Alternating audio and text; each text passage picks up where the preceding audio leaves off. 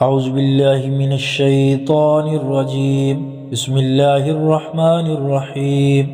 الرحمن علم القرآن خلق الإنسان علمه البيان.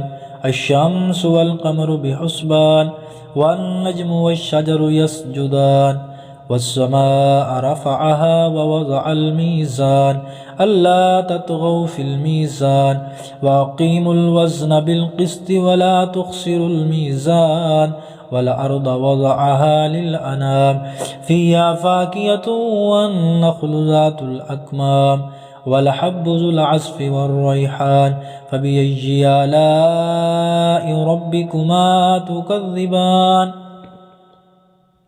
خلق الإنسان من صلصال كالفخار وخلق الجان من مارج من نار فبأي آلاء ربكما تكذبان. رب المشرقين ورب المغربين فبأي آلاء ربكما تكذبان. مرج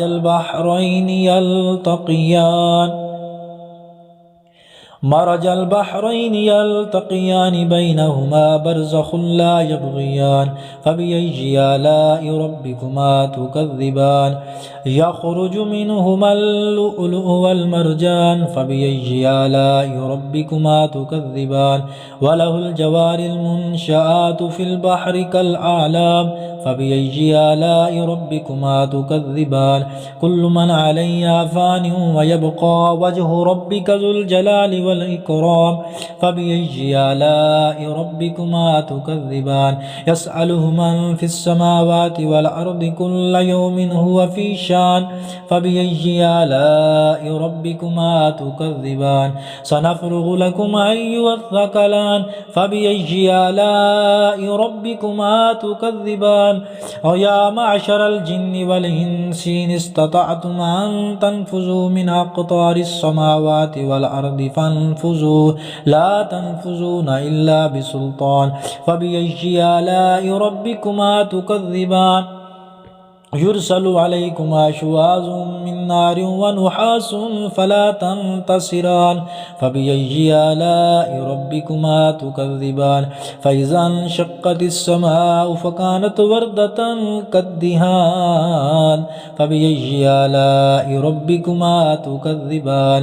فيومئذ لا يسأل عن ذنبه إنس ولا جان فبأي آلاء ربكما تكذبان.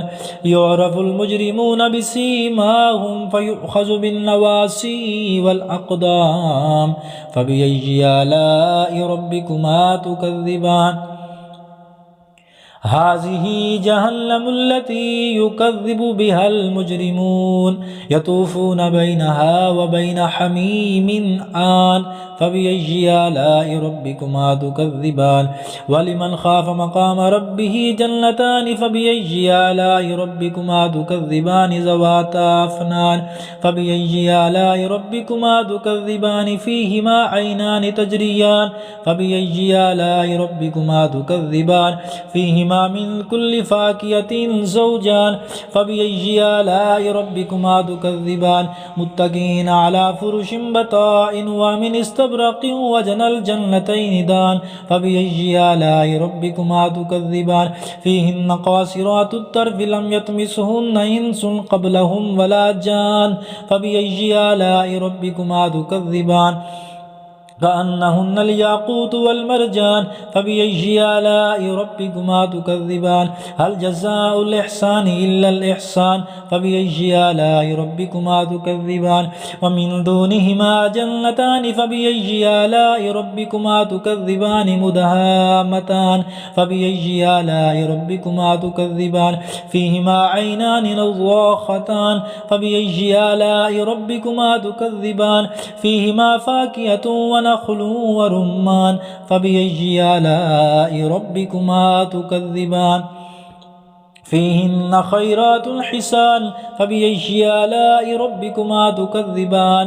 حور مقصورات في الخيام فبأي آلاء ربكما تكذبان.